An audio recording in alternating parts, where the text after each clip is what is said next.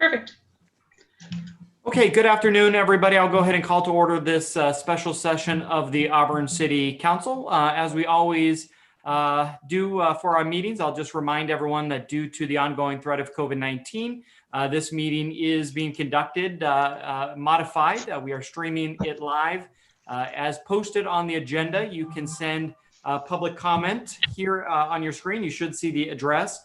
As the agenda said, we are able to we have been accepting public comment prior to this meeting, both by telephone and email, but anytime this afternoon while we meet, any member of the public may send us an email here at publiccomment@auburn.ca.gov. With that out of the way, let's go ahead and we'll do the Pledge of Allegiance. So if you'll all join me for the pledge. I pledge allegiance to the flag of the United States of America and to the republic for which it stands, one nation, under God, indivisible, with liberty and justice for all.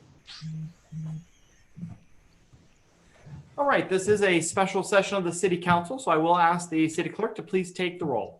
Sure. I will note for the record that Councilmember Spokley is not in attendance. Councilmember Dowden Calvillo. Present. Samara. Yes. Mackey. Here. And Mayor Spokley. Berlant. Okay, come on. I got a few more days, Amy. Don't take this away from me just yet. I can't believe I did that. Mayor Berlant is here. Thank you. We'll move on to public comment. This is the time provided for a person to speak to the council on an item that is on the agenda. I'll start just to make sure there's if there's any public comment from the group here. Okay, not seeing any. I'll turn to the city clerk to see if we have any public comment. I have not received public comment for items on this agenda. Okay, great. Thank you. With that, let's go ahead and jump right into our recovery workshop. We've changed the format just a little bit today as there are a lot going on in the world at this very moment. So I will just start with the first item here, COVID-19 regulation update. So I did just get off. John Dunleavy and I both met this afternoon with our health officer. A little bit of tidbits, but not much. Obviously, as many of us here on this call have already discussed, yesterday the governor announced the new stay-at-home order that would go into effect once a region went below a certain capacity of intensive care unit hospital beds. That threshold was set at 15%. Unfortunately, a lot of the numbers and the metrics are still somewhat being communicated. So even our county health officer does not have specifics on what that means. Now, the state did just create a web dashboard, if you will, posting where each region is currently sitting. Our region, Placer County, is part of the Greater Sacramento region. As of yesterday, we were at 22% ICU capacity. We were down to 22%. Again, the threshold is being 15. Here's where it kind of gets interesting. I asked the question, what's Placer County at? Not that it matters, because again, it's an average over counties ranging all the way from Butte County down through Sacramento, and then all the way over to the east into Alpine County. So a pretty general area. Just to give you some perspective, in Placer County, there are 122 licensed beds. Out of that number, the hospital staff 83 of them. Out of those 83, there are 24 that are currently available. So the big question that our health officer and health department don't know yet is the state looking at available beds, or are they looking at beds that are staffed by the hospital? Because if they look at the number, how many are staffed by the hospital, 83, we have 24 available, we're in pretty good shape. If they're looking at the 122 beds, then we are already, as a county, below that 15%. There's been no inclination to the county or to our health officer of when the state projects us hitting that 15%, or if we will hit that 15% as well. So I think for today's discussions, the focus really is just kind of preparing and planning for it. But the governor insinuated at his call that it was imminent. But in just our own regional capacity being at 22%, that at least at this moment is holding pretty good. at where we are. Just to give you an idea, on Monday, we were at 24% as a region. Yes, Thursday, 22%. So down 2% in about a week. But here's the complication is ICU bed capacity is changing hourly. Patients are constantly moved in and out. And so that adds to, we don't know when those thresholds are measured and how they're measured. So a little bit more to follow. The bottom line is at this moment, the latest published number, we are at 22%. So I want to talk really quickly, what does it mean when we go into this new stay-at-home order? Daniel, Yep. before you go into that, I just wanted to clarify that what I'm also hearing from the governor's office is that you have to be at that 15% threshold for 24 hours. So it's not like, 15% and then 2 hours later. So there is a 24. At first I heard it was 48, but now I've heard that it's at 24 hours. So you have to meet that threshold for that amount of time. Sorry. No, I appreciate you including that. Again, as John can attest, it's hard when our own county health officer is still learning all this as we are. So appreciate that information. Just coming back to what the stay-at-home order does entail when it happens, it would mean the full closure of bars, wineries, personal services, hair salons, and barber shops. Those are kind of the four highlighted items. There's a number of other smaller, more ancillary things, including playgrounds, for example. But the bulk of our business element would be those four. What remains open, or what kind of gets modified, is schools remain open if they've already received a waiver. Critical infrastructure, isn't obvious. Here's kind of the interesting kicker is retail gets reduced from where it is today in the purple zone, which is 25% capacity, down to 20%. So in talking to the health officer, being reduced another 5%. Remain open, kind of a unique and not a very big change in difference. But he thinks that really what they're doing from the original stay-at-home order is ensuring that it doesn't look like what happened this spring when we closed all the small businesses down, but the big box stores remained open. And so I think this was a testament to the work that many of us have done to advocate for more consistent guidelines, which is what we have done for a number of months now, helping to ensure that our retail is consistent. Big box stores are treated no differently than our small business retail, though they can handle a smaller amount of people. So again, 25 down to 20%. And then the real big hit for a lot of the discussions we've been having is related to restaurants. Restaurants would no longer be able to serve or allow consumption on site. So that's kind of a key piece as well, is the way that the order is actually written. It says no on-site consumption. So that would lead to takeout, curbside pickup, delivery. So some of the setups that we have done on site there would not necessarily be allowed. I think we might need to dive into a little bit more discussion that we can have here in a moment related to what other communal locations there might be that somebody could buy from a restaurant, and then they could take their takeout to a park, to another offsite location, and eat it. So that is, the latest update. Again, there was a lot of questions, not a lot of answers. Unfortunately, our health officer is in the same boat that we are, which is just trying to, glimmer information as it comes out. So with that, I'll take a quick pause and see if anybody has anything to either add to kind of where we are with the restrictions, or any questions that anybody has. Daniel, I also heard that there was a statewide restriction on non-essential travel. So I don't know if there's been any more discussion about that, or maybe Rob, if you've heard anything more about that. So one thing we did discuss, and then Rob may be able to expand more, the way the health order itself reads is lodging, or that you're not allowed to have out-of-state lodging. And so the question the county had was, how do you really enforce figuring out what is out of state that's that is critical or essential services. Like utilities we have a lot of utilities, especially here in Auburn. Holiday Inn really gets heavily used by utility companies for maintenance of the power lines. So even that is out of state, but the way it reads is no out of state lodging available. But the health department wasn't quite sure how that would really actually be able to be not only implemented, but also enforced. But Rob, I'll turn it to you to see if you have any other insights. Well, I mean, again, I feel like this is one of the areas where, the inconsistent policy continues to really, I think, undermine whatever they're trying to do, because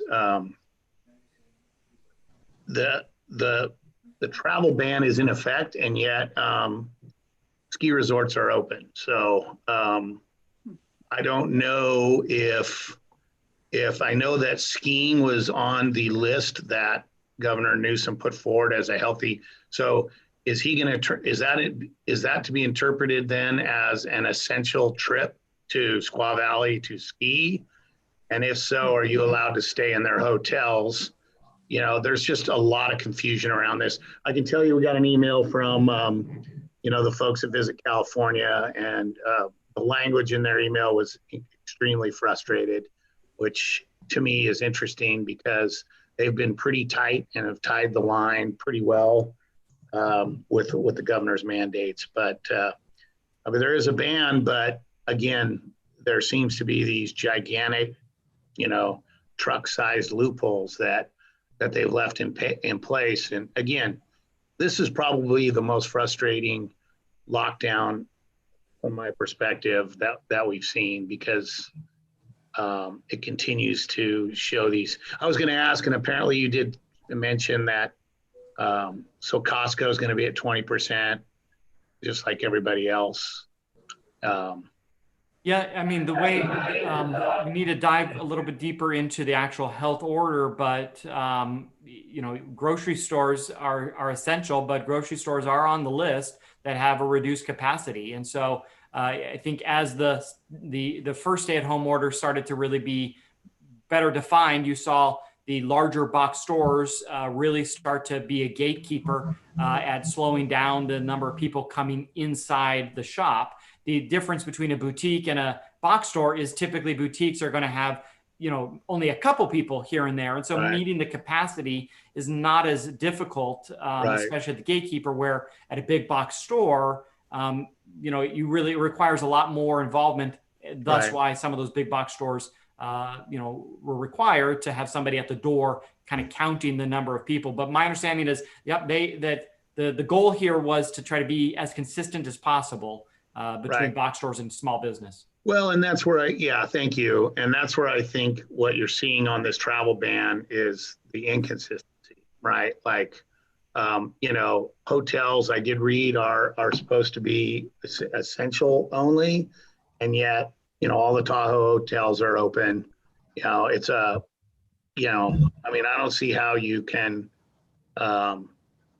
enable the ski industry to stay open and not have the infrastructure around it open. So again, I think some of this is more of an attempt to continue to enforce the point that we need to be mindful. But I think what you're seeing in the actual language is, a fairly large and unenforceable, or maybe not even a huge intent to do that, right? So again, just more of the confusion that I think has plagued, this thing. Thanks, Rob. Any other questions from anybody here? So I'll just end this item then with one last thing, and that is, once the stay-at-home order is issued, it is in effect for 3 weeks. And so, we'll have to figure out, how hospital capacity is increased during that time period. One piece I guess I didn't note is I asked a lot of questions related to surge capacity and effort to work with our hospitals, because we're kind of going back to a pinch point we were in this summer when this was a similar metric where it really puts the onus on our hospitals who have a business model, right? They, as I mentioned, they have more ICU beds than they staff based on a business decision.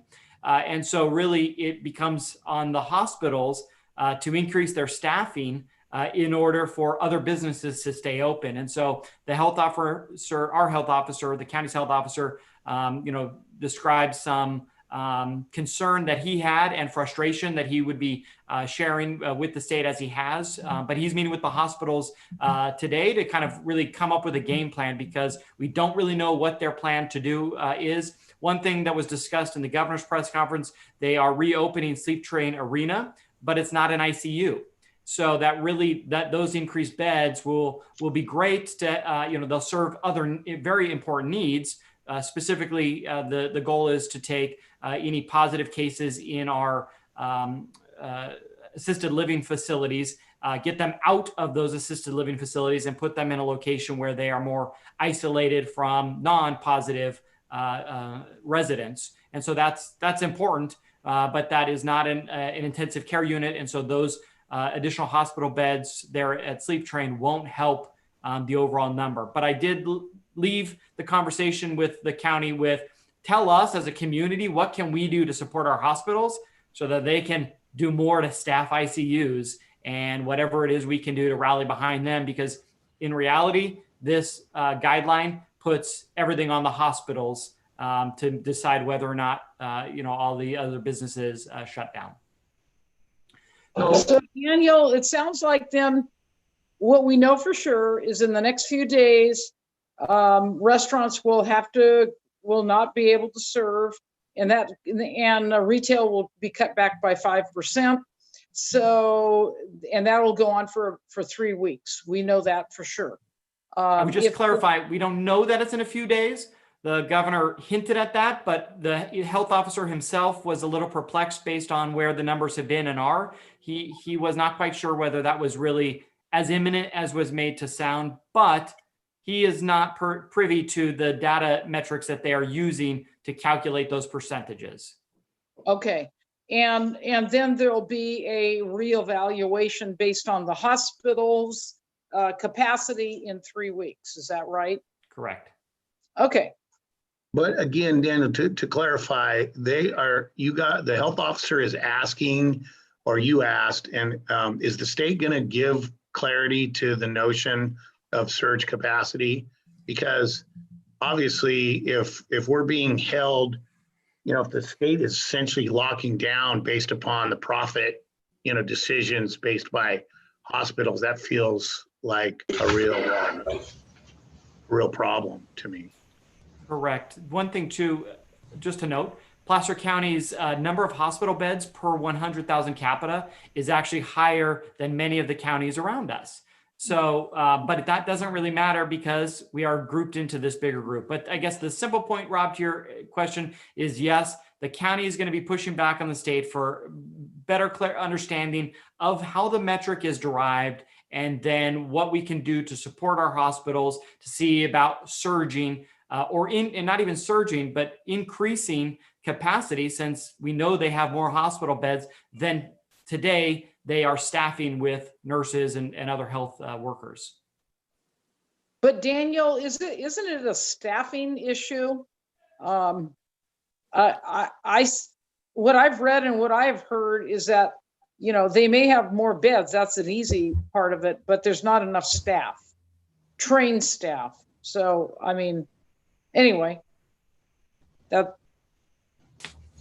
No, it's a valid point. I don't think any of us know that answer. And at the end of the day, the point is they have a business model, right, and, they want to make sure that, they balance their books, but now it puts all this pressure on them that doesn't reflect the business need. It reflects the community need and the need to ensure that we're taking care of, our patients that need ICU level skilled assistance, but closing other businesses, if they don't.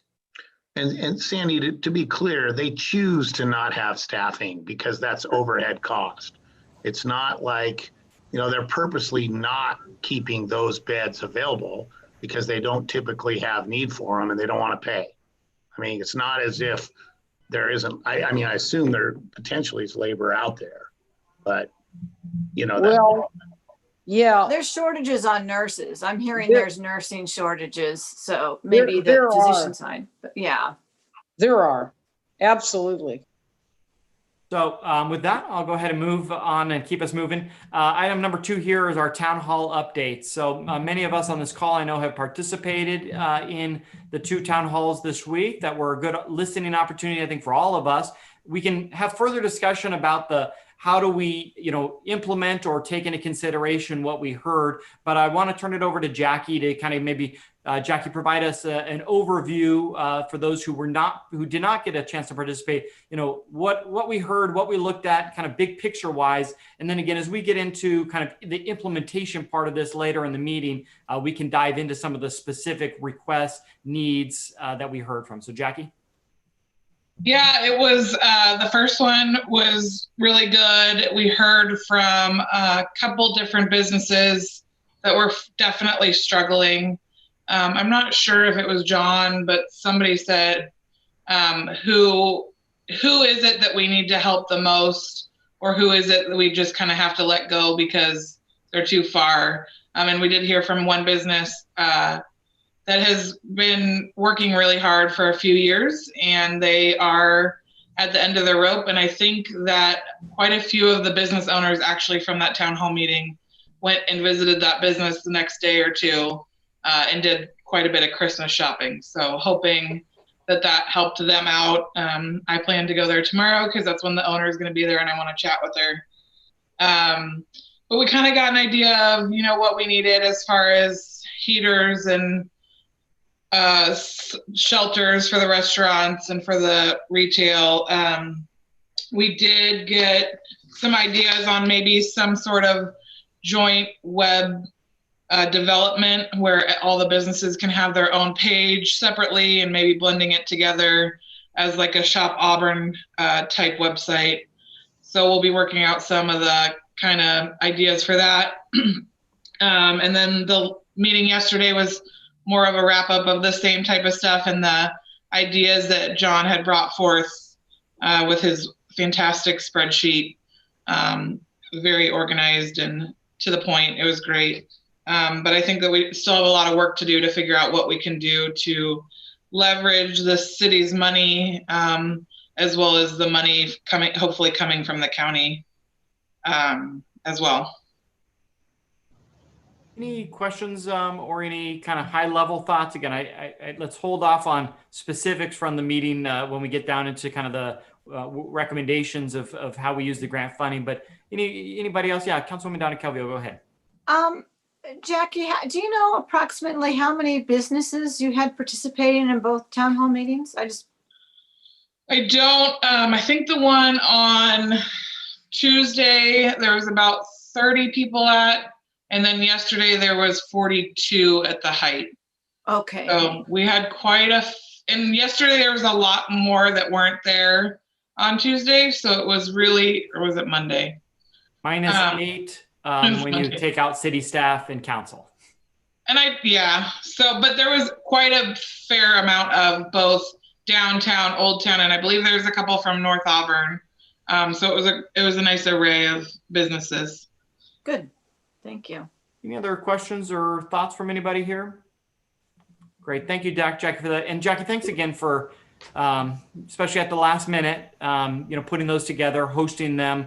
I think that we can talk a little bit later or on a future meeting about continuing those in particular. I think, at least from my perspective, it was super helpful. And if nothing else, it provides a very important outlet for some of our business owners to ensure that all of us are listening. And so I thought the format really worked, and we'll figure out how maybe we can keep doing those here in the days to come. So Jackie, thanks for doing that. We'll move on to item number 3. This is the draft COVID business work plan. Jackie kind of hinted at that, and actually John previewed it at the last town hall meeting, but John, and with input from a number of people here, has been putting together a work plan based on discussions from the last city council meeting where he rolled out his 6-point plan. So I'm going to turn it over to John, and John, you can walk through your business work plan here, and then we'll see what input and what everybody else thinks about it. So John. Yeah, thanks, Mayor. Basically, the work plan that we've been working up, and I'll just share with people. I just brought it right off of my notes from the other night. I thought that the businesses and everybody had really good points, and I think the best way that we're going to do all this is based on our own collaboration. 7 components to it: promotion, technology improvements, things that the joint plan between the chamber, Old Town, downtown associations are going to work on. Some of the things that are being done in downtown and Old Town, and then some of the things that the city internally we need to do to help streamline and get people working. And then the COVID education today, hearing stuff from, as Daniel pointed out, just getting the information out to everybody, and always trying to figure out on the stay-at-home contingency plan, even if that means just figuring out what the heck it means. Promotion, the key people on that are going to be the reps from the Old Town and downtown, Jackie, Amy Lind is going to take the point from the city staff, but working on really a multifaceted program: direct mail, radio, working on social media, things that we can do, including social media advertising where we actually go out and purchase some things, working through print media and the Auburn Journal. The Auburn Journal just seems like the logical to be able to get even more information out there. The cross-marketing ideas that some folks have, I think, is essential. We've added 2 video components to it, one which would kind of be just a meet your business type of video. But we've also talked about the idea of launching something called Shop Auburn Live, or something to that like. The idea that we could actually go into the stores and allow the merchants to actually introduce products and sell them through some type of like Facebook Live or something. We have some examples of what's going on out there regarding that. And I think that's all something that's going to work out. I will share we had a meeting yesterday morning about all of this, and wow, Auburn's got some very talented people. Good things came from that, so it really works. So they're gonna that's going to be developing. The technology stuff involves kind of what Jackie talked about, the idea that if we can, even if we have to do sponsorship for some of our retailers to get some type of an online presence. And yesterday's town hall had some really good points about the ability, depending on what type of even for those with a website, that their ability to put some type of a exchange type of thing, whether it's Square or PayPal or Venmo or whatever, on to their site. So we're working on all that, and I think, like I said, we had some really good folks, and whatever we can do to try and get our merchants online. I know that we've told everybody that we don't want them to shop online. I think we're going to change that to shopping online locally. The plan includes just some of the things. I know that the business associations are going to work up some recommendations regarding the city grant. One of the things that I've tried to articulate to everybody is that it's not that you have to use it all right now.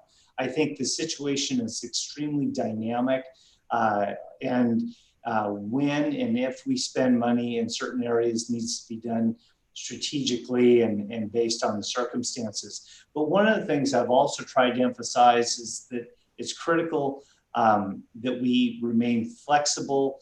And the strength for us is our ability to be nimble and to act quickly on some things. So as they work up whatever spending proposals they have based on whatever city money comes into a deal, or the Placer County allocation that might come, They just need to sit back, and I think they need to just be strategic in how they do it. And then finally, the last three things, I can tell you from the city perspective, what we are trying to do is realize that things that happen in downtown and in Old Town sometimes have process that can really delay some things. And what we've been trying to focus on is the idea that the city will implement a process which pays homage to the Historic Design Review Commission, the Planning Commission, stuff that the council needs to adopt, and that we will try and streamline that, get an understanding, allow for some things to go over the counter within parameters. We're not trying to shortcut anything. What we're trying to do is streamline it and within a realistic frame point. And by the way, there are some things, if somebody came in with something really big and grand, you know what, maybe that stuff needs to go back through the mill a little bit. And then finally, the COVID education and the stay-at-home contingency.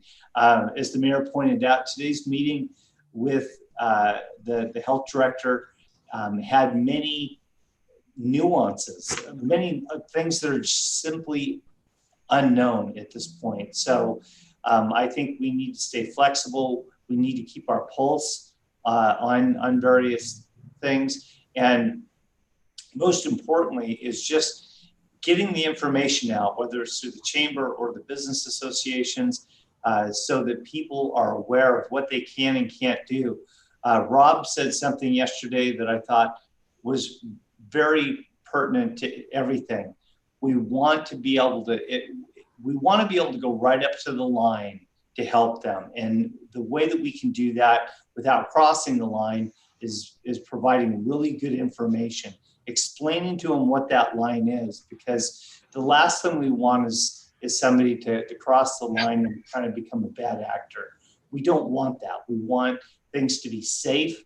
We want people to be confident that when they come to Auburn, that they're going to have a really good experience. We want to benefit everybody, but we don't want to be called out for anything. So with that, why don't I just kind of stop, and I'd be happy to answer any questions. Great. Thank you very much, John. As I try to get back to a big view there, I can see everybody. Questions for John on the work plan? Okay, comments to John on the work plan. Yeah, Marjorie, go ahead, and then Councilman Mackey will come to you next.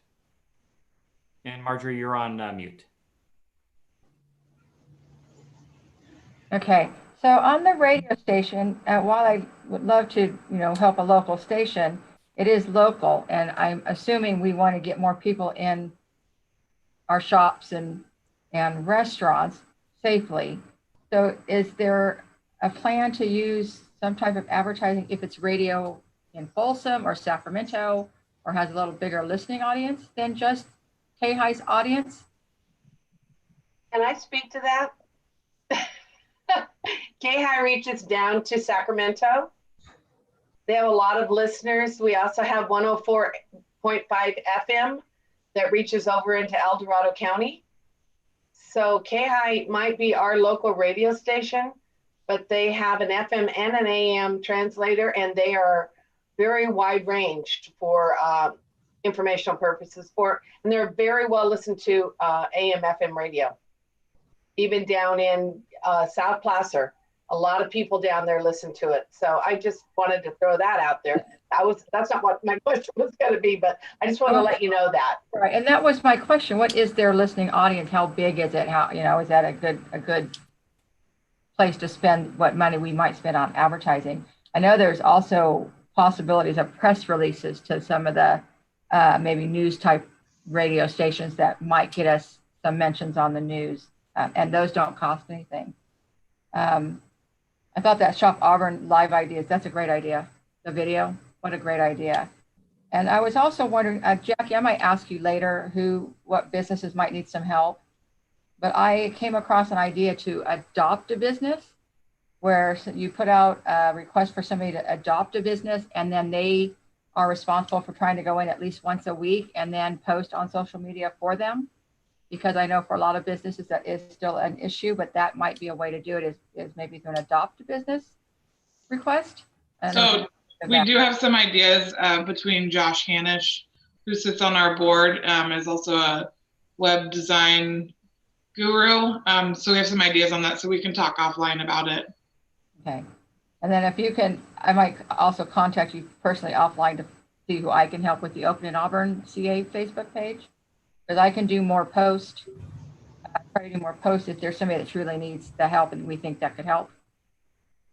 Great, Marjorie. I'll just take a quick pause here and just, you are posting nonstop to it. So Yes. you are doing a good job. And I think one of the things that has been mentioned, and Councilmember Spokley has mentioned it several times, and since he's not here, I'll just bring it back, is that I think ensuring that we target those that are in the greatest of need and giving them widespread, much like we have with, with the boutique this week. So Marjorie, appreciate your efforts to do that. Thank you. Here, here. I didn't mean to interrupt you. Did you have anything else? I think that was all my notes. Okay, great. Councilwoman Mackey. Okay, so I'll just, one other thing I wanted to just say in regards to KI, full disclosure, I am on the KI board, have been for 15, 16 years. But I also advertised on KI for at least 30 years. And we always tracked all of our advertising, and it was incredible. We got customers from Lake Wildwood to Yuba City from KI advertising. So I just want to give them a little plug for that. Also, a lot of the listeners and business owners that were listening the other day were, each of them chimed in and either typed in the chat or chimed in and said they have websites, but they don't know how to set it up for online sales.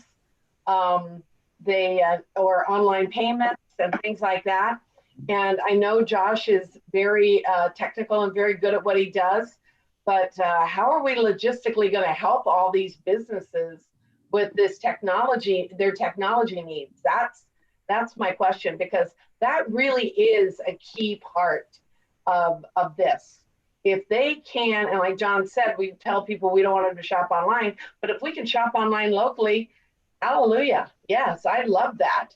I pick up the phone and call businesses and ask them if they have something. But if we could actually shop online with them locally, that would be great. And how are we going to help them with their technology? That's my big question. Yeah, John, do you want to take that? Yeah, thanks. Yeah, no, so like I said, a lot of this is pretty dynamic, and I think part of the outreach, like I said, Jackie, Amy, Josh, and the other people in the business associations are going to start evaluating that. You're right. Part of the outreach that we need to find out is to learn who has the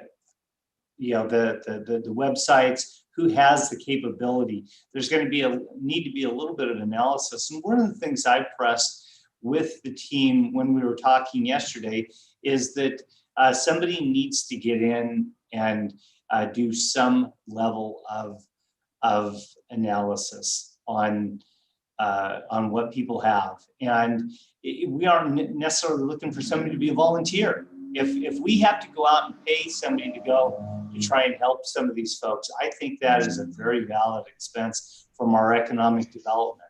I agree. In so many ways, we need to, kind of help, drag people into some modern elements of some things. And if that means having somebody that's got the technical expertise to do that, I think that we need to do it, because the mayor and I were talking today with the building owners there at the Masonic, and there are many that are helping keep people in business with rents and all those types of things. The next thing is that we need to do all that we can to try and help them transcend either the shutdown order or whatever. From the online stuff, boy, I'll tell you, I can't think of anything better than keeping somebody's head above water by, sending somebody in to say, hey, this is how you set up a PayPal account for people to buy stuff off of your from your store. And John, I know the CARES, you had 25 for the business associations and then also for chamber, throw on the airport business association, and maybe that's what that money could be spent on. I mean, that's long-term economic development. Yep. Yes. To help these get an online presence where they can make sales online as well as get people into their stores. Well, the chamber did an outstanding job of on their little workshop series on social media. It's time to step it up to that next level, and I have a lot of faith in that little our little subcommittee, and I think they're open to whoever wants to be on it. But to do a deeper analysis, the idea of upping people's technological capability is needed now more than ever. And it's not just for the holidays, it's moving forward on things. So I think our ability to have them do the analysis is right there. And it's not just for downtown and Old Town. That's why we included the chamber in there. I think for Auburn-based businesses, we need to include everybody. I think some of this discussion too can on this, online presence and how we financially support that as we get into some of the discussions of recommendations. The business associations could always be focused on physical work, whether it be, structures for the pickup delivery, heaters for that. And maybe it's the chamber's location or chamber's focus is to kind of put out for a grant proposal to do more of the online, bigger picture piece as well. So I think there's some open discussion between the chamber and the business associations of how do we divide and conquer. And one of the discussions that I've had, and again, we'll get into the county funding and what that looks like here in item 6. But I think there's some opportunity for us to kind of continue this discussion of strategic, strategery, if you will. I saw a couple hands. I think Councilwoman Amara, then I saw Monique, and then Councilwoman Down in Calvillo will come to you. Mine's real quick.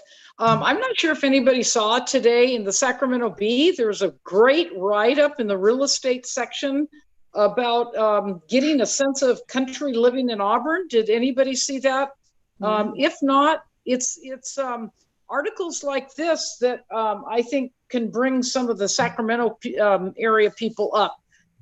It was a 2-page article, and ARD, I think, might have been the facilitator of it, and it was written by a gentleman in the real estate section, but it had beautiful pictures. And I think if we can do a couple of things like that as well for a bigger paper and even extend even further down, that would be great. I know they do also have a hiking section or a section where it's outdoors. And anyway, I thought that was a good article. I'm not sure if anybody noticed that, but I wanted to call your attention to that. No, appreciate that. And let's not forget, in 2019, the city spent some dollars in economic development, specifically with, I think it was the Mercury News and their subset of papers to do a very similar paid, but with add-on benefits. And so I think that is ample discussion here too of doing that regionally. So Monique, I think you had a question as well. I didn't have a question, Daniel, but thank you. I probably just moved my hand and it looked like it came up, but thank you. No problem. Councilman Down in Calvillo. I just wanted to echo, our efforts with regards to online assistance and for the businesses and the restaurants too. And I think that we shouldn't just limit it to retail, that, really looking at even services, even if someone is able to pay for something online and go in, they might, once they're able to, of course, but, just trying to really think outside the box. So as much as possible on that. But I am very supportive of providing some financial assistance in that particular endeavor. So no questions, just a comment about that. No, appreciate that. Any other questions or comments related to the business plan? Yeah, Marjorie, go ahead. I know that some of the shops are staying open this Saturday and the Saturday after Christmas. Is the city providing any closures of streets or heaters or anything? Is there anything special being done by the city for that? There is not. We've had ample conversation, specifically with downtown, about about that very thing. And I think where we've kind of landed with the current restrictions, it was determined that we didn't want to do anything that potentially advertised for any type of gathering. So we will be, though, if all on track and fingers are still crossed, that we will roll out a video on all of our social media accounts this afternoon, lighting the Christmas tree and encouraging people to come downtown to not only see the Christmas tree, but to stop in Old Town, stop along Highway 49, and support the businesses. So I think the city is not doing anything as far as physical closures for the extended hours, but with the release of the video and some social media over the weekend, I think that our goal is to try to encourage. And glad that the stay-at-home order was an issue today, because I will tell you, I did not sleep at all last night trying to figure out how we were going to roll back all this work that almost everybody on this screen has done to try to make the extended hours tomorrow a success in downtown Old Town and throughout the community. I'll be out there shopping tomorrow evening. That's great. Okay, if there's no other questions on the work plan, we will continue to move through our agenda here. The next item is the Business Promotion Subcommittee update. John, you kind of dovetailed into that. Is there anything else specific related to that subcommittee besides I'm pressuring John? I'll just tell the rest of you so that I can add public pressure that we would kick off Shopping Auburn Live tomorrow. But John, is there anything else, or even Jackie from yesterday's subcommittee meeting that either of you want to bring up? Well, I would throw the buddy pass to Amy and Jackie. Hey, how are we doing on Shop Auburn Live? But I won't do that. But I know that we were working on, we were going to do a practice on at least one, but maybe after this, we can huddle a little bit and find out where we're at, because I think as we can kind of start putting it together and launch it, we want to do that, and we want to do it as soon as possible. So Jackie and Amy, you can expect a call from me afterwards, because I plan to do something that keeps us on this promotion track faster than not. And so we can chat later, just publicly calling you out now that we'll do something. It may not be ready in the bigger picture, but we'll roll it out tomorrow. I think that we could easily start something this afternoon, and just to get it started. So great. Jackie or Amy, did either of you have anything else on the business promotion subcommittee work from yesterday? Great. Well, appreciate, again, as now everybody sees the business plan that's developed, I think what we're going to continue to start to see are kind of the subgroups of this meeting kind of continue accomplishments and promotion, obviously a big one that we've talked already a lot about. So we'll keep on that. So thank you, John, Jackie, and Amy for that. So the next item here is our Chamber DBA OTB recommendations on grant funding. So I'll just start this part of the conversation with the next item is going to be the City Council funding action. And as proposed, there is $25,000 available. As we mentioned at our City Council meeting, and John, if you want to expand on this, but essentially the city staff looked at our business license fees in a way, how can we take those license fees, reinvest them into our community. The license fees, we don't bring in that much money. It recovers a little bit of dollars to pay staff to do some administrative efforts. So we matched that amount, and that's how we got to the $25,000. But as I have mentioned on Facebook, and I know I emailed out to the business leaders, obviously, the big news here is the county is moving forward with an additional $2 million. I did see, as they're kind of trickling information out, that there'll be $1.3 million available for businesses who did not apply in the last round, as well as chambers and business associations. So we have $1.3 million available for chambers and for the business association to apply for collective projects, community projects. So things we have been discussing as far as outdoor space. And one thing I would just note here that We know that the stay-at-home order is imminent and that it restricts outdoor dining, but let's not forget the last stay-at-home order. After 2 months, outdoor dining was allowed, and so we had the gradual go back. And so I want to make sure we're thinking longer term, that we're not just scrubbing outdoor dining, because we will be back likely in the winter, probably in February to March time period, at least, where outdoor dining is back being allowed. And so how do we keep people, out of the elements during that time period? So whether it be structures, whether it be heaters, other logistics, anything to support business affected by the restrictions. And then I think the big piece that I just want to throw out here for the discussion is, let's not just think physical, but look at some of the promotional items we've talked about. And I think using grant funding dollars to build a centralized Auburn website or online retail support for Auburn businesses specifically should be part of that. And so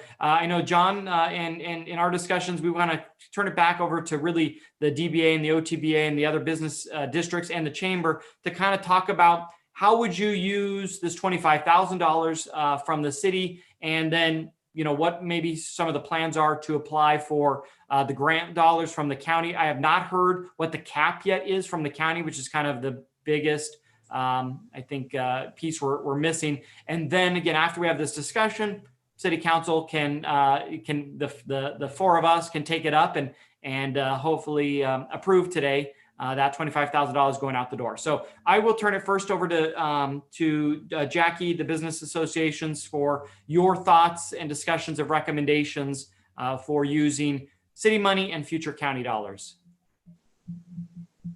I know that April and Nina have been working hard on prices for the shelters and the heaters. So I'll let them start. I can speak to that. I think we've concluded that all the businesses speak of getting heaters. As good or bad, there's no rain in the future, so the shelters are not the highest priority, and especially with the outdoor dining being eliminated. The problem is heaters aren't available locally. They've been all bought up pretty much. And so there's a delay. I mean, I did some pricing. There's some other, Nina was going to try pricing through Restaurant Supply, and Lori was going to try a wholesale, but we've not gotten any results on that. So, I mean, it looks like at this moment, the best price you get is about $300 a piece with shipping, but you don't get it for 2 or 3 weeks. And then prices waiver, you can spend a lot more and get it faster and that kind of stuff. So at least for in the discussions that Old Town and DBA have had, is that heaters are the highest priority, and ordering them first is the highest priority because of the delay. They'll be useful for curbside pickup if people are waiting, and it's an investment in toward the implementation, the return to outdoor dining during the winter. We're also talking about and pricing shelters, but we have some plans that I shared before on that in terms of kits. And I talked to Echo Valley about some of their more rustic shelters that might be able to be put up. But just pretty much because of the weather, that is not as urgent as the heat, providing the heat for people waiting either to get into retail or curbside pickup. And Central Square is really, they've been asking for some heaters for quite some time. So that's a pretty good space. I've done the number on the heaters that I think would be useful. I mean, we span from like Josephine up to the Taqueria, and, just dropping them along the way for retail and restaurants, it'd be about 15.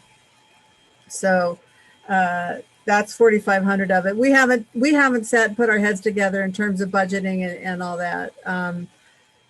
But I mean, I think that we're on the same page, that's our long-term thought, is that heaters first because they're most needed, and there is a delay, and that needs to get in the pipeline right away, because from the looks of it, prices just go up as time goes by and they become more scarce. So like toilet paper, they're already off the shelf. Yeah, they are totally off the shelves. I mean, there's no brick and mortar, it's just terrible. So it looks like the fastest turnaround time would be, and they give you a range because they're probably coming from China. December 16th to 24th is about the soonest, and then it just goes out from there. And so, and there's a lot of max, you know, you can order 5 at a time from this outlet, you know, and there's a lot through Amazon. I did the pricing, but like max 5, max 10, there's one you can order 30. So you know, that's just what we're looking at, because and I think it's going to change every day. So I really think that's urgent. I don't know how many Old Town has in mind, but I had estimated 15 for curbside along our route, and then another 20 actually for outdoor dining when that kicks back in later in winter. So that's 10.5 on its own, that much. So 35, you're saying, April, 35 heaters for Right. DBA? Well, to cover outdoor dining too, not the most immediate, but but that's my best guess. And I just will say it doesn't include Edelweiss. I had a little bit there. They weren't in our database because apparently they're not paid up, but I do have a number for him, and I haven't talked to them. You know, I'll get to you here in just a second, April. So just to confirm, for DBA, the heaters, the immediate need is $15K to handle the pickup. The additional 20 then is for outdoor dining when we No, not 15 heaters. Yeah, heaters. 15 heaters. Gotcha. 10 15 heaters. Okay. That's 10.5 at the best price I've seen that comes basically within 2 or 3 weeks. So which is 300 a piece, but I don't know if that's going to be stable or not. So everything's moving. Gotcha. What was the dollar amount that is estimated for the 35? 10.5. 10.5. Okay.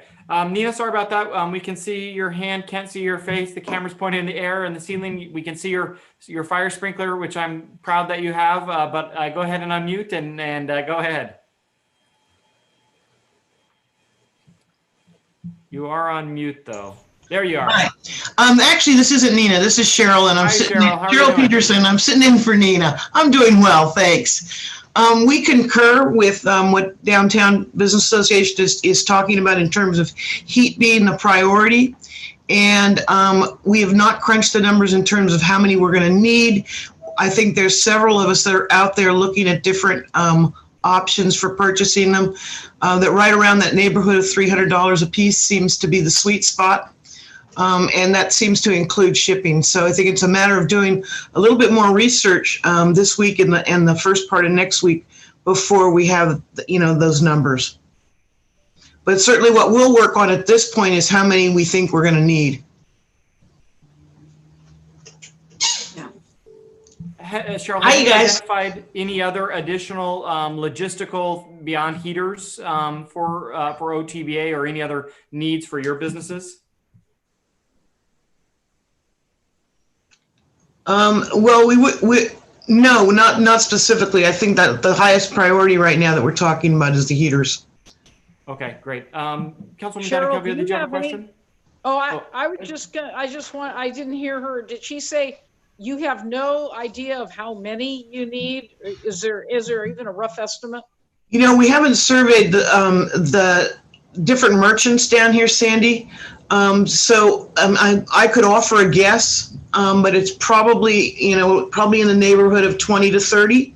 But again, we have not, some of the merchants have already purchased some. So not everybody's going to need them. Okay, thank you. I'll also note, I think it's tonight that Ale House is rolling out their new Old Town fire pit. So they'll have a nice heated location as well. Is that an option too? Can we do like the gas fire pits since the heaters are so hard to come by? Just fire marshal. I know. I was going to say I would ask the city manager to maybe circle back with the fire chief, because we do have a whole new section we updated when we revised the fire code this last year, and there may be some permitting requirements. So maybe we can just do some due diligence to figure out, John, whether there's any requirements or whether that's completely an option that businesses and or districts can do using the portable fire pits. Yeah, because those might be a little bit easier to get our hands on. And they do provide, like if you look at the one in Central Square, it provides a good amount of heat. Obviously not that big, but. I would just note that it probably goes a bit against the intent of some of the orders, trying to prevent congregation. But I think you're right, Jackie. It's probably much easier to find one today than it is maybe some of these bigger, these other heaters. So I'll follow back with John and the fire department to figure out if there's any specific requirements needed or if those are completely an option. Jackie, we'll just turn it to you. What are the thoughts from the chamber as far as, recommendations and needs for, the businesses that you represent or for the community as a whole? To be honest, I think that to leave it to the business associations to do the heaters and shelters and maybe us work towards more of the marketing side of it. I think that we all can go in separately to the county and get our own funding. And if they go after that and I could go after the marketing, I think that we can get a broader amount of funding. And for sure, I want to help April and Nina to the best of my abilities. But I think the most money that we can get out of the county is the better off for our community. Mm-hmm. And I just want to clarify too, obviously we get focused a lot on OTBA and DBA because they have the bulk of our retail and our restaurants. But Monique, Marjorie, nothing leaves either of your groups out, assuming that you are also 501c10. C6s like the others, because that was really kind of the linchpin piece that we had to get added into the eligibility requirement. But as we start to talk strategic, I think Jackie's right on that. Really, the best thing for Auburn would be all 5 of you apply separately to the county. The county may not award all of them, but why not? Why not? Yeah, I think we are, and I think we'll be applying for it as well. We don't have as many businesses that need, things like heaters, a few, but I would be open to helping the downtown and Old Town, corridors, if some of that needed, that money could be useful. So I do think it's good for Auburn as a whole when our downtown business districts are healthy. Absolutely. Councilwoman Mara, before we get to you, I just want to bring it to Monique real quick for the 49er Business Association. Thank you, Daniel. Yes, we are talking about it, but I need to meet up with Jackie probably. I thought about this last night and decided I shouldn't keep texting you. With Marjorie, with the airport and with Highway 49, I think that we are created a little differently. Yes, we probably are that 501c6, but I think we use the chamber's tax ID number. And so that's what I needed to confirm, because if we do, then we might be limited. It's been brought up and it's not. Okay, perfect. Thank you. Councilwoman Mara, sorry to cut you off there. Your question? Oh, no problem. I just, I keep worrying about the new businesses, and especially as I go by South Auburn, I forget the name of it. I think it's Taqueria. Las Cabanas Mexican Grill and Taqueria. Ask Daniel, he goes there quite a bit. I have a pregnant wife who loves it. I know, I think everybody here. I think all of us on this end. And I drive by it and there's people outdoors and there's no heaters. Yeah. So I don't know where they would fall in or who could reach out to some of these outlying businesses. I think they could really use the heaters. So that's a great point of how do we cover businesses not in the business districts. The other piece too, April and I have had some conversations, and this is my advice to everybody, because heaters are going to be given to one business. So in the county's collective community-wide projects, I think it's important to note that heaters are available based on changing needs. And so, the associations could, provide them to a business for this month, and essentially maybe in next month or next year, use it somewhere else. And so just want to be clear that anything that we do under this kind of community-based umbrella really is that of the association as a whole and not just for one business. But so let's come back to the individual businesses like Councilwoman Amara mentioned. I think that's where we might need to see what the associations might be able to do together, or the chamber, to figuring out what can we do to support those businesses on maybe a rotating basis. Again, rotating could be annually, a rotating basis to support those that are outside the districts. Well, I know we talked about they can be used in different locations too. It doesn't have to be just at one spot. So when retail goes into a higher percentage, maybe some of those heaters can move over to restaurants and so forth. Other from the districts, other thoughts? I mean, I think you've made it pretty clear to us that heaters is our priority. It sounds like for for 49er and for airport, you'll be still working kind of fine detail, your district's needs and maybe the overall community needs. Chamber focus more on the promotional side. But any other kind of thoughts or concerns that you have as far as, what you would focus any grant funding towards? Can I ask a question? Yeah, absolutely. Go ahead. When I've been looking at the shelters for some of our businesses like Central Square is easy. There might be some space like by the bodega and for retail and stuff along that strip to the bookstore and such. But we still are dealing with a lot of space that's in parking spaces up and down Lincoln Way, and even like Baker and Cake Maker and Josephine on the side of the building there. It's relatively level, but I doubt if it's level enough to have a structure on it without like what I've read about is if it's not perfectly level, you start tweaking the roof and then you get you have problems with the roof if it's not level and square. So what I can't figure out based on my skill set is that leveling process. Like if I think in somewhere in the past we talked about maybe Roseville or something has built kind of leveling platforms that extend from the sidewalk to this where the street hits, and so obviously there's cost involved there, materials and labor, and I don't. And then the prevailing wage issue and all that, I don't know how that all fits together in terms of an expense. That's not something I can figure out.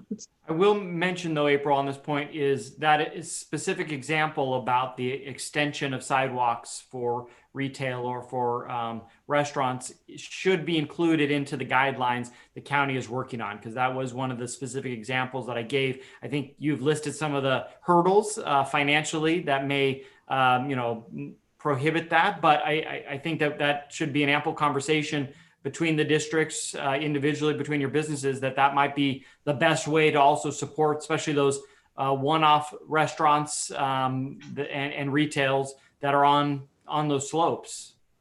So do we assume that is a separately contracted task and that the city would be permitting but the city's not going to be involved in building anything like that. So that's part of our wage. Yeah. And I think the other piece that I haven't gotten clear direction or understanding, I should say, and I don't know if anybody else has, is so we know that the city money requires certain labor code requirements, but the county dollars, I don't know if anybody here has got that answer. If can the county dollars, do you need to follow, all other government related requirements if it's government money?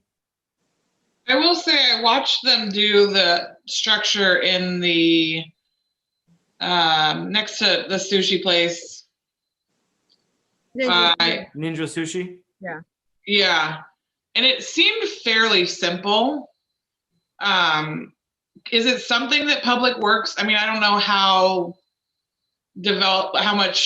what kind of skills Public Works has. Obviously they have a lot because our city's beautiful, but is that something that they can take care of maybe with a little bit of training, or so that we don't have to worry about prevailing wages? Maybe. Well, when you're paying a Public Works employee, you may as well be paying a prevailing wage contractor. Okay. So yeah, that wouldn't, and I'm just going to jump in. I would say our public works crew is excellent with public works, but maybe not with building construction. Okay. That's not really their skill set. Yeah, they don't. Is that correct, John? Am I being too presumptuous? That Now, and you know, I think maybe we might want to kind of talk out what we're thinking about. You know, building a basic stage extension is one thing, but doing it on a slope, and there's a lot of things that you're getting into. So maybe maybe we might want to kind of pull that out a little bit more, and we can bring that back to a later meeting. But I know that if you pay somebody with government money, that the prevailing wages are going to kick in as well. Even though the CARES money. Yeah, well, federal money, Davis Bacon Act requires it. So. Yeah, no, I mean, it logically makes sense, but just wanted to ensure that, to clarify that. Councilwoman Donna Calvillo, go ahead. You know, this is something, a different idea, but, you know, we're talking about structures, you know, heaters for folks when they're waiting to get in, either waiting to dine or waiting to get in for retail. I wonder if anyone's thought about pagers, you know, and allowing folks to maybe wait in their car. If, you know, if that's something that I have no idea what the costs are or the range, but I was thinking about that when I was talking to Alice at the Baker and the Cake Maker, because they really don't have anywhere for people to wait, but they ask people to wait outside for their order. And then you have to wait in line to get in, even when we were in the orange, so, or the red. And I thought, well, I wonder if something like a pager system might be, you know, again, that's an individual business, but I'm just trying to throw out all different kinds of ideas. If anyone's even thought about that, if that would be something that might be beneficial as well. Maybe, Jackie, we could throw this one back to you and to the subgroup, because I know that there are apps out there that, you know, use technology. And so maybe there's an ability for us to kind of figure out how to purchase an account, or, you know, that has sub accounts that multiple restaurants can use, whatever that may look like, but take that idea and that theory and make it eligible. I mean, you know, a lot of us heard from the business owners about delivery costs. You know, there were some other, trying to remember, there was a second one that we discussed some, you know, there was a website that a lot of businesses hadn't heard of. Shopify, I know, was one. Oh, the gift card one. And so, yeah, Gift Up. And so maybe there's some opportunity here too, Jackie, for, you know, you or any of the associations, that part of the focus really should be, you know, centralizing these resources for businesses. And I think it lands really good with the chamber being able to kind of say, look, for your shipping needs, here's a really useful, you know, useful website, but then here is an individual that's in our chamber that can walk you through it. Here, if you need to have gift cards, the gift card idea was a great one because it seems like it's very easy, but my guess is most people don't know about it. So making sure that we're building out resources for our business owners for those two ideas, examples, but also Councilwoman Donna Calvillo's, you know, a paging one, because I know there are apps that allow you to do it via your phone. Well, I know that Reese at Old Town Pizza had one during one of our closures, and it would text you when your pizza was ready. You would text when you got to the parking lot, and then they would bring it out to you. So there's obviously, I think the actual physical pagers, I don't know, April may have looked into it, but they don't go very long distance. And a lot of our parking is not right in front of the restaurant or the business.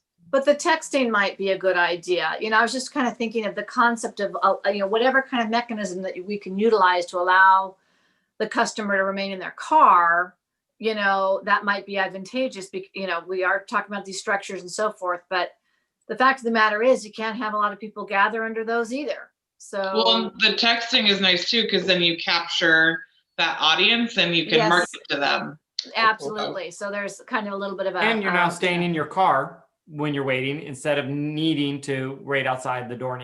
John, I know just stepped away, but we will capture, John, if you can hear me, we should capture into the work plan, you know, some of these shared online resources for business owners. And I know we did that in the very first shutdown, where we put together online,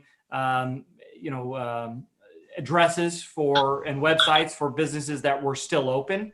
And I think, that will be some continued conversation to get rolling again if a shutdown does occur, so that those businesses that are still open but modified, we can, provide a centralized location for them. But maybe we can add on to that work plan, John, a place for shared resources for business owners like gift cards, shipping, text message paging.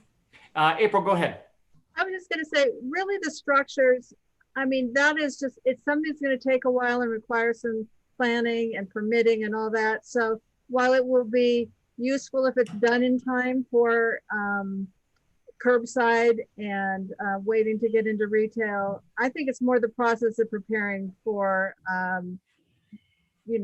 cold weather outdoor dining, which we hope will be back sooner rather than later. So yeah, I think texting is fine for curbside, and that if there's a little heat, and at least around here, there's enough overhangs that structures aren't critical for people waiting for curbside and getting into a store. But I think we need to get going on it, so we're ready. Any other discussion on the recommendations on grant funding? I mean, we've kind of listed anything and everything, and I think that it now kind of will fall back to the associations and the chamber once the application period gets announced for the county dollars. But then once the city today, hopefully this afternoon, next, will take action to put some money towards this as well. And then we'll just have to look back towards you reporting back to the group, what you've applied for, and, making sure we've covered all the different initiatives or elements of the plan that we've all kind of discussed together.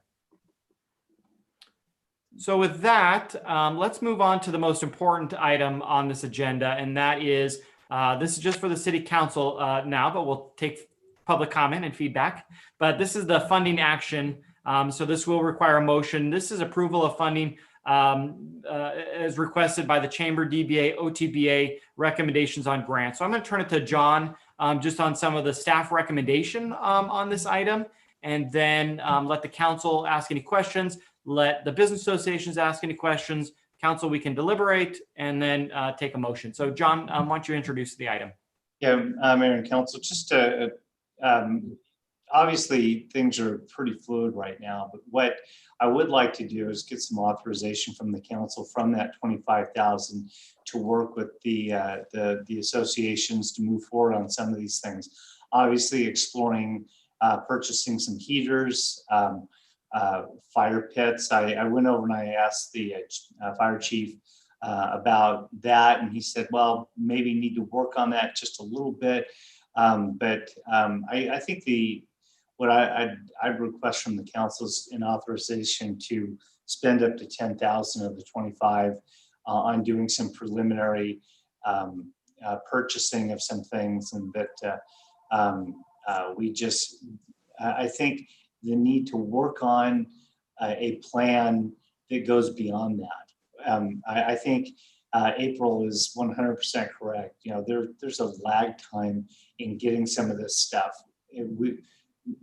Many of our purchases right now are not going to benefit the next couple of weeks, but they will benefit after the first of the year. So I would just request 10,000 authorization from the 25 to go towards many of the purchases that we have talked about with the concurrence of the business associations in the chamber. We're into the council first for any questions on that. Councilwoman Donna Calvillo, go ahead. I do have a question with regards to ownership at the end of the day. If we're utilizing city dollars to purchase heaters, those belong to the city. Have we talked about that? Or, I mean, if we're commingling dollars with the chamber or the downtown business associations, that's just something we should probably talk about as well. At the end of the day, once we're done with this crisis, where do these belong? Have we thought about that? Yeah, a little bit. One of the things that, and this is where I become less popular, but just kind of suggesting that maybe the city if we're going to do it, we would do an outright grant where the city will pay for, 60 or 75% of the cost, have the business come in on the other, just so that they have a little bit of skin in the game. And then at the end of the day, they would just keep the heater. Because if we go out and buy 20 of these heaters, who's going to monitor what type of condition they come back in, the use of those types of things. So, maybe we might want to structure it so that, we fund 75% and they bring the other 25%, and then they just keep the heater at the end of it. Okay. I think, John, on that line, I think Nina got some feedback that there are some businesses that would be interested in doing that.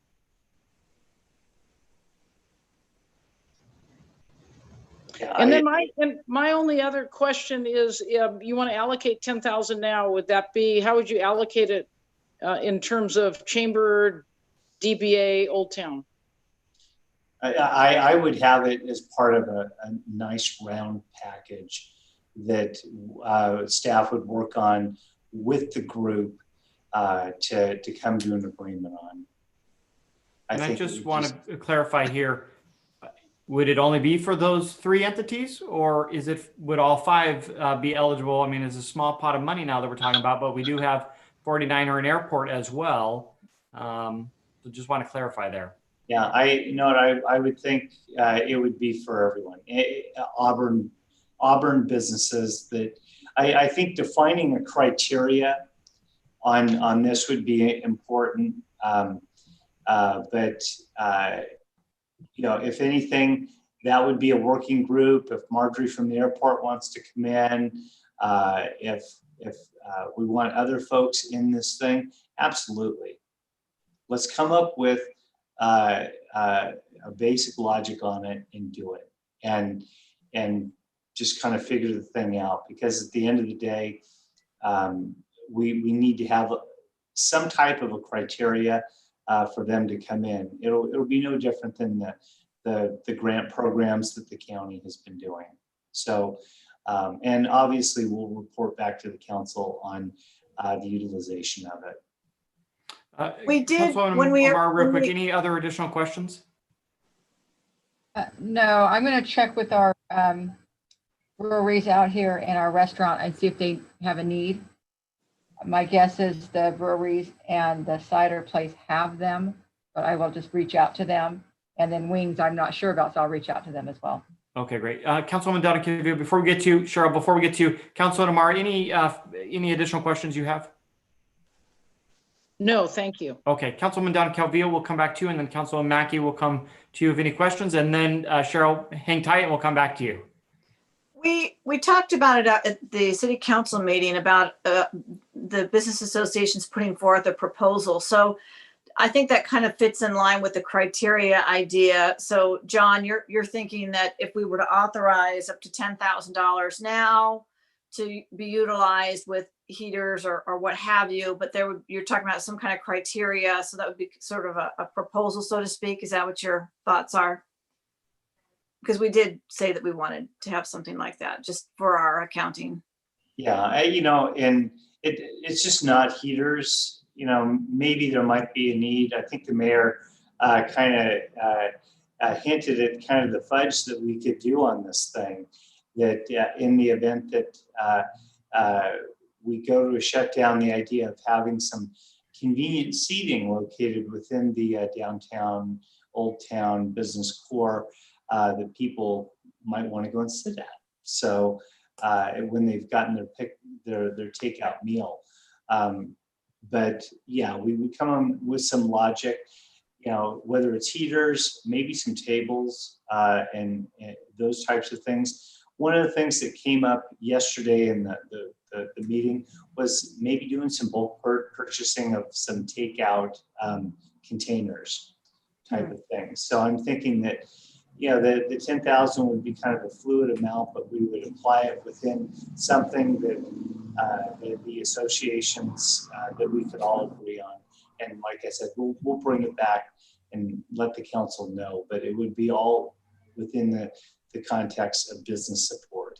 But John, I think just to follow up on her question, just to verify, I think her specific point was, will the business associations be providing us a application or some kind of proposal that we would then have so that we can then come back and tell the community, here's what we said we would do. And so we have some level of accountability. Yeah, we would come up with some type of a form that they would have to apply and fill out. You know, in so many ways, what this is direct business assistance. That's what we're doing here. And the ability to say, here's the criteria and fill out this form. We would know who got them, how many people came in. If, you know, let's say that we come in with a 25% co-payment on the heater, we have a canceled check, and we would show that they met the criteria, they paid the amount. Our accountants are going to want that. Yes. Councilwoman Dowden Calvillo, any other questions? So just again, this is just the 10,000 on sort of the heaters or seats or takeout containers. What about the technology side of it?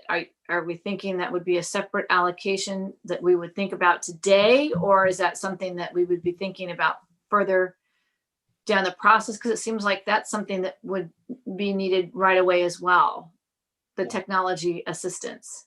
Yeah, on the tech side, quite honestly, that needs to be worked up. We need to figure out how much it's going to cost. Honestly, from a staff perspective, I would recommend that we would possibly consider somewhere within our economic development fund beyond the 25K. Okay. I see it as a really, really useful element right now. And but we have to work up a proposal, and I would bring that back to the council as soon as we can. A lot of this will be circling towards the December 14th council meeting. Okay, good. Thank you. Councilwoman Mackey, Thank you, Mr. any Mayor. questions? That's it. Thank you. No, Alice pretty much covered all the questions I had. So thank you, Alice. I'm very much in agreement. I just think we have to be cautious with the way these applications are filled out and who we grant the money to. We don't want to show any favoritism. We've got to be very cautious about, you know, that all the criteria is evenly thought out for everybody. Yes. Thank you. Before we get to comments from the business associations, John, I only have one question. What's your thought process on why today you're only asking for the council to authorize $10,000 instead of giving the authorization for the full 25? Thank you. You know, if the business associations and the chamber and everybody get a proposal together as early as the 14th, we'll send the whole 25 out. As far as some of the things that we've been talking about, if you add up some of the discussions, it's been circling around 10,000. That's the only reason that I suggested that. I think it's important that that a plan is put together. And right now, it's pretty loose, so I'm just suggesting the 10. I appreciate that. I guess my only comment before we open up to the rest of the group is I would prefer us as a council to authorize you the full 25 and then let you kind of, we'll give you the parameters that we've discussed, but let you go put together the specific guidelines, the specific parameters, the specific, you know, application requirement, then let the business associations come back to you with their specific proposals. And I know we've talked about wanting to make sure that we're not putting all our money in, you know, into purchases here in December when we could still have needs in our community in 2021. But at least I would be supportive of us authorizing all 25 to you now and letting you kind of work with the business associations to either determine the timeline that you're referencing, as well as maybe continue to build out a bigger plan for all 25. But I guess I would ask the council that we authorize all 25 today and then let the city manager work with the associations to prioritize how that money goes out the door. But that's just my one comment. I really quick want to open it up to just to see if there's any comments from the business associations on this item. Cheryl, before we get to you real quick, I'm going to defer back to Councilwoman Amara and then to you, Cheryl. Well, yeah, I was going to mention that because DBA had already indicated that, you know, an immediate need for heaters is approximately 10,005. And so, and then Old Town, if they were to buy even 10 heaters, that'd be another 3,000. I mean, I think that seems prudent to me, is to have the city manage the money, but the whole 25. And I appreciate that comment. Cheryl, I know you've been patiently waiting. Representing OTBA, go ahead. Actually, Daniel, you and Sandy have pretty much said what I'm thinking here. Is that, you know, I think I said 10,000. I mean, there's 30 heaters, and where are we then? So yeah, I think we should go with the whole 25.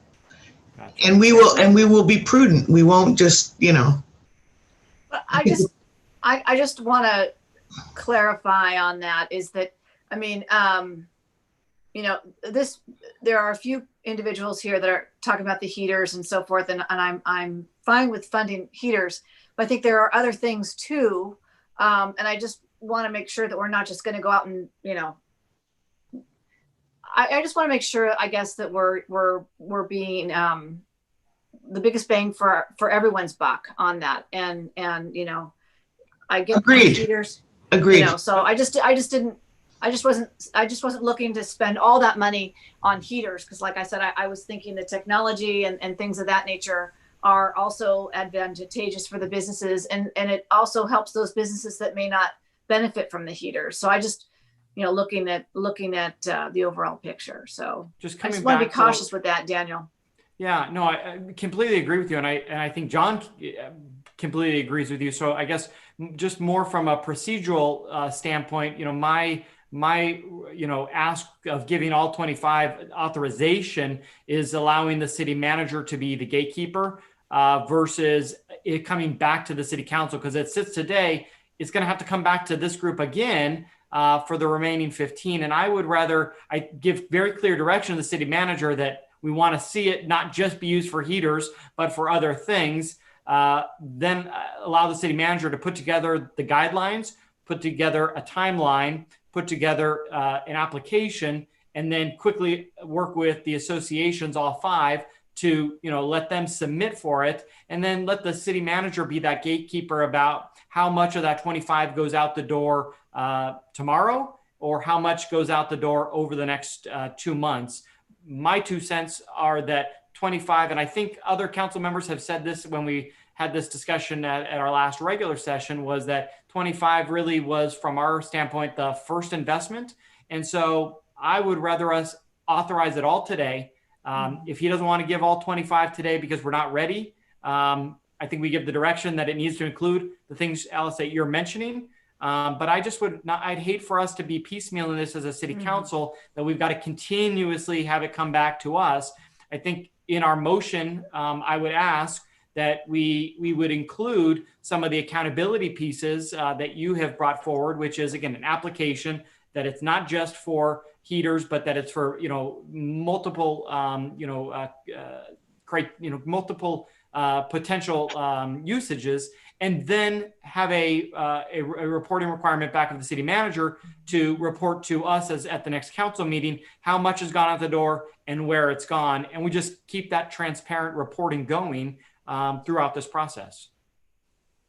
So that's a little bit of a suggested motion, but I think that I would hope meets your concerns, Councilwoman Downing Calvillo, but also not force us to have to talk about this every meeting and nickel and dime what I think is already a nickel at $25,000. I agree with you, Daniel, completely. And I'm not suggesting that we attack this on a piecemeal. I just wanted to ensure that we're just, again, getting the biggest bang, and that, you know, it's not just being spent on 45 heaters. That's all. I just, again, I'm not suggesting that we come back with every single item, but I do want to have some accountability. And I think, you know, we can be clear to the city manager for that. So I just wanted to put out there my initial concerns. But again, there are other items that we can utilize the funds for. We're not just earmarking them just for the one thing. And I guess just to be clear, in my trust in what you're saying is John has shared the same concerns with me. And I think we've talked about it with the associations as well, one-on-one of, we can't just think about the stay-at-home order and the need here in December. We need to be thinking about what the gradual, opening back up looks like when we get back to purple and red and orange, and thinking about what are the new implications in spring, or who knows. And so I guess my 2 cents are just knowing the conversation with John. I think he shares the exact same sentiment you have. So I have trust that with the parameters we could give him today, that he will be able to be that gatekeeper for us and still provide us the transparency and the long-term vision that we need in our community for the support. April, go ahead. Thanks. I just wanted to comment on a couple of things, because my understanding is that the council's meeting on the 14th of December, and then it would again be for 4 more weeks until January 11th. Is that the schedule?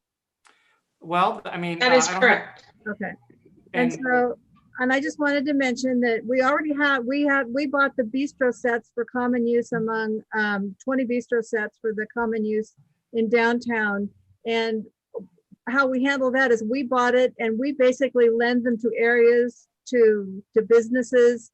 And when they're done with them, we take them, we move them somewhere else. And so my thought behind all this was the heaters would be handled the same way, in terms of they're not given to a business, they're lent to a business. And if that business goes under, then we take them away and we put them somewhere else, or something expands, so that there's a lot of mobility and flexibility with it. And if that would mean, if you want a contribution of, for example, 25% to the total cost of something, my thought is that's coming from the DBA. It's not coming from a business. They don't belong to a business.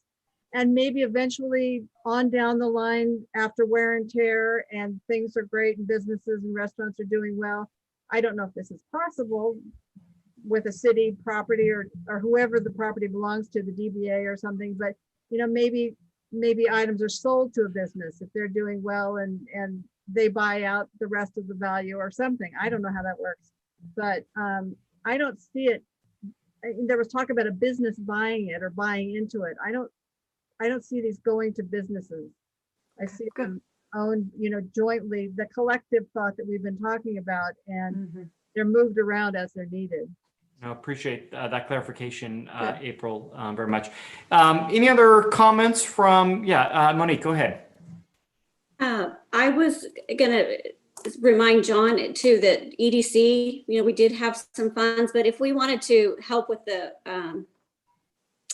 technology piece, that maybe Jackie and Josh and I can get something together because we'll meet again Tuesday. And if we could have something in front of us to vote on, we could make sure that it was at City Council also to get some EDC funding to help with some of that. So maybe we could look at trying to put something together this week. It's already Friday, but maybe this weekend we could chat. I think that's a great idea. And when I initially started talking about city funds to help our businesses, I talked about the fact that we had EDC money, that could be utilized specifically for this purpose, because it really is, business retention. So I think that if the EDC wants to make a recommendation for funding from their budget, I would support that. We've allocated their full budget right now. So I would love to see that. I would love to see that come for the council. Any other comments or questions? Bring it back to the council one more time. Any additional comments? Yeah, Councilwoman Narrar, go ahead. Yeah, no, I just had a question for April on your suggestion that it would be owned by who? Like, let's say we got heaters. They would be owned by DBA, and what do you do with them in the summer? Store them. Do you have a? We have the bistro sets. We have all the tanks now that are going to be repurposed that we bought, for the barriers. We've got, I don't know if we have 10 or 20 umbrellas and stands that we bought for common use to be rotated around as needed. So we've got the whole underneath the Union Bank, the basement down there with DBA stuff stored. We have a fair amount of storage here too. And we have a, whatever those train cars are called out at Recology as well. Mm-hmm. And then, well, that takes manpower to bring them back and forth, but No, I get what you're saying. I think Daniel said he offered to help with that. I know you're offering me for me, but you know that myself and I know there's a number of people on here as well that will be there that day to help roll those things up the street and into a boxcar wherever it needs to go. So, and I was just thinking in my head, these would be wonderful when we go back to co-ops and Country Christmas and all these other great community events. And Festival of Lights Parade. What? Yes, the Festival of Lights Parade. Absolutely. Amen. So, I mean, I think that the future long-term usage of this, seems to make sense. Coming back to the council, though, any additional comments or questions before we just call the question here? Can I just add one more thing? I just want to Absolutely. emphasize, and I know I said it before, but I really can't emphasize it. I've been pricing heaters since October and availability. And it's just so much worse now, and I don't see it getting any better. I'm concerned about the fact that the price that we're talking about $300 a piece, best case to receive in 2 to 3 weeks, is going to change a lot overnight. So, I mean, I don't mean literally overnight, but it's a moving target and it's only going to get worse. So, yeah. I'll bring it back to the council for your pleasure. I was trying to come up with a motion that was all encompassing of everything we kind of talked about. I can make a motion. I'd like to make a motion. I think Councilwoman Dowden Calvillo has one that she was giving. Oh, Yes, I was trying to come up with a motion, again, that was all encompassing based on what we were talking about. I guess I would move that we would authorize $25,000 for expenditure by the city manager on items such as heaters, technology, and other items. Such a long motion here to facilitate, actually to assist our businesses after an application process. So we would definitely want to have some kind of an application with criteria, and that once those funds are expended, that you report that information back to the council. I'll second the motion. Why don't we all second it, because we all Let's love it so all much. second it. Okay, we have a motion on the floor. Briefly, any questions from the council? Okay, not seeing any. I'll ask the clerk to please take the roll.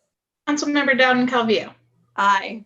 Amara, Yes. Mackey, Aye.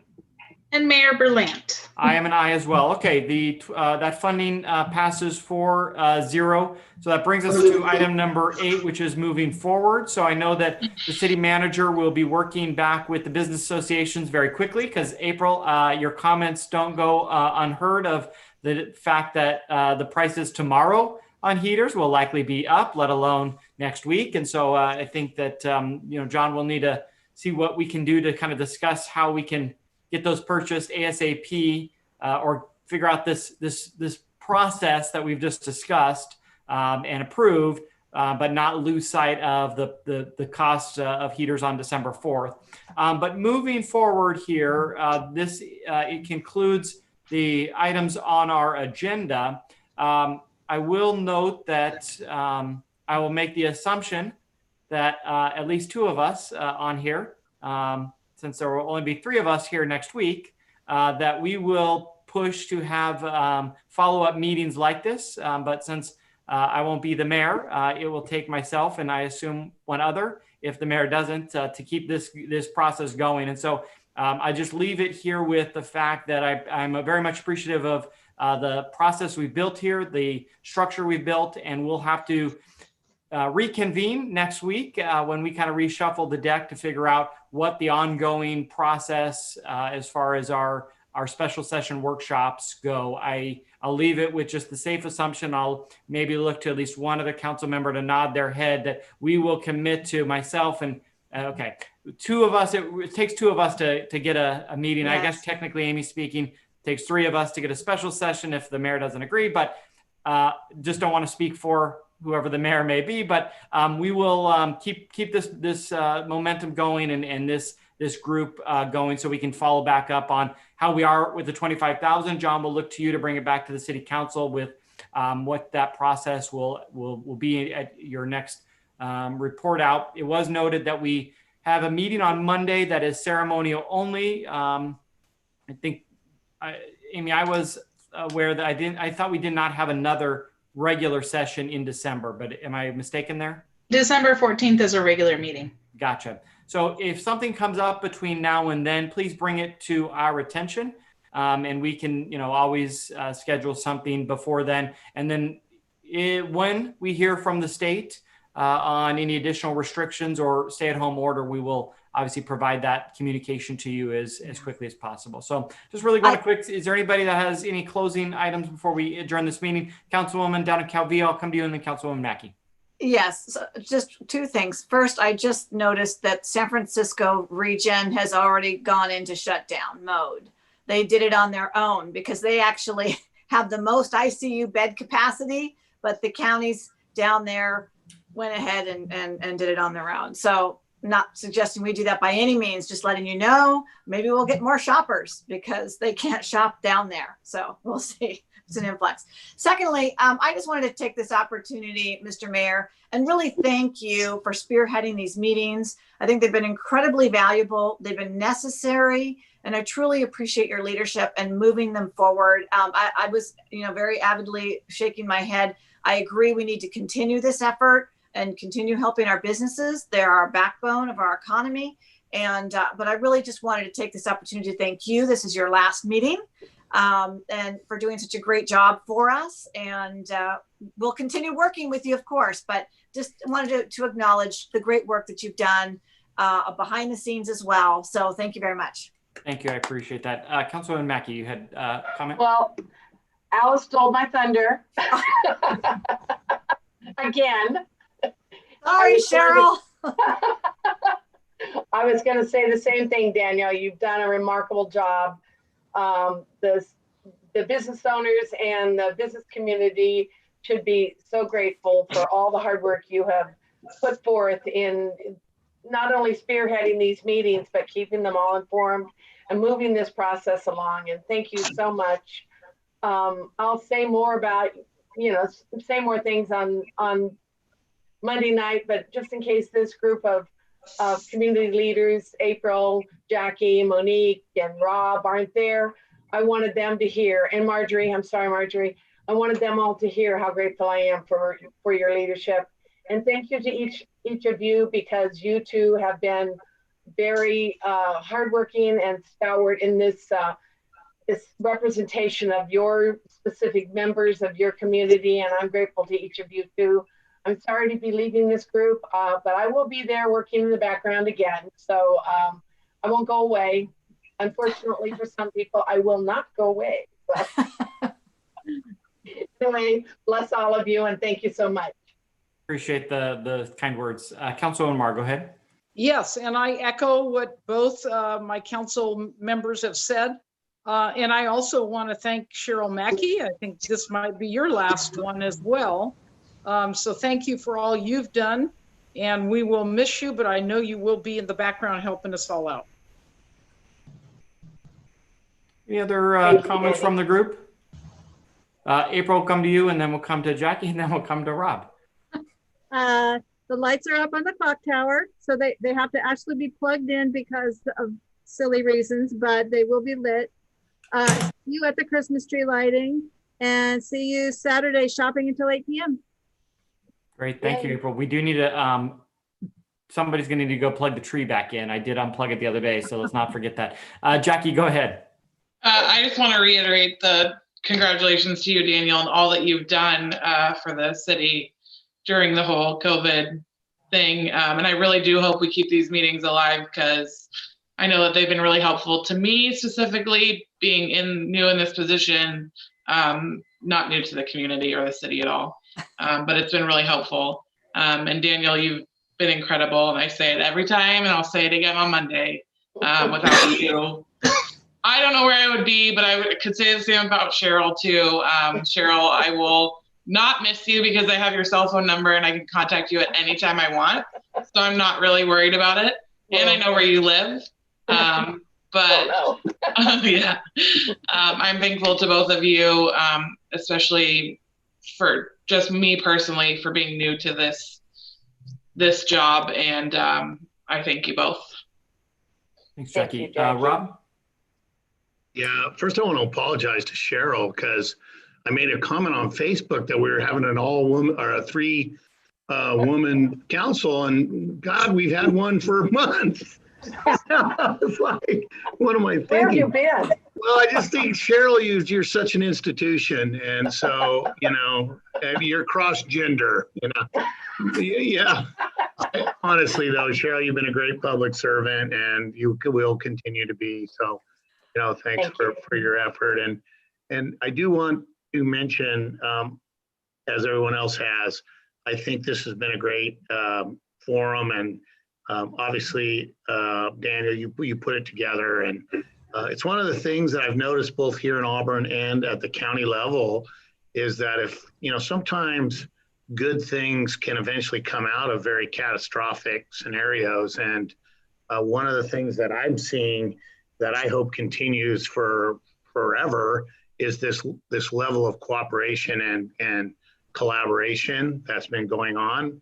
I just really feel, I've always been a believer in the rising tide, floats all the boats. And, this is how it's done, this kind of thing, right? This level of communication and everyone sort of seeing that. So again, very forward thinking, Daniel, and everyone on here. So thank you for including me. And again, I really have high hopes for our community, and in our larger area as well going forward. So thank you all, and hopefully I can be included in the next version of it. Thank you, Rob. And as we adjourn this meeting, I just want to be clear that this isn't the end of our coordination and communication. It may look different. I just don't know that. And again, I appreciate the kind comments. I mean, this council and the leaders of these associations and Visitors Plaza. I mean, we have come together, and I don't really expect that to change. Though again, the council will reshuffle the deck a bit, and obviously Councilwoman Mackey won't be joining us, and I will not be facilitating these meetings, but I don't think that changes my work, Cheryl's work, or any of our work. I just wanted to pause to note that earlier, but by no means do I think that this will change. Just because I know that I and the rest of you are dedicated to keep it going in whatever fashion that will be. So anyways, thank you guys very much. A lot of tough discussions today as we move into what could be an additional stay-at-home order. A lot more to follow when we learn when that will be. And as we learn that, we will pass that along. And then excited about the city being able to stretch its budget, as we have made reductions this year based on our impacts to COVID. To still be able to pull out 25,000 was difficult, but I appreciate staff making that happen. And I think the council has signaled that it is just the first start of a commitment to do that. And then I guess the last piece I hit on is we'll need to just keep coordinating as the grant dollars come out from the county, because that is a huge opportunity for us to leverage the work that each of you are already putting into it. The city is now put into it, and that will just continue to expand it. So look forward to more communication and whenever that may be. So with that, I'll go ahead and adjourn this meeting and wish you all a safe weekend shopping local, and remind you of our extended hours in our businesses on Saturday. And hopefully, knock on wood, we will release the Christmas tree lighting in a couple hours. What time is that slated for, Daniel? What time is the it's slated for 6 p.m. The moment I can get the video. The last minute touches to it, but we do have Santa Claus and the lighting of it tonight, and we'll push that out, and then people can stop by the Christmas tree, see it lit up, see all the decorations in Old Town that have been done. In downtown, the clock is a new feature that April's been working hard on. City Hall looks beautiful. A lot of effort has been there too. So encouraging everybody to drive through town, check it out, but then stop, shop at our businesses, pick up some food. Even if you don't feel safe going in, you can make phone calls. You can do curbside pickup of retail and restaurants, but hopefully we really need to get out there this weekend because who knows what shutdown order Right. will come into effect That's right. as soon as early next week. Mhm. So with that, I'll go ahead and adjourn the meeting and look forward to seeing you guys this weekend, if not on Monday again. So have a good weekend, everybody. Bye. Bye.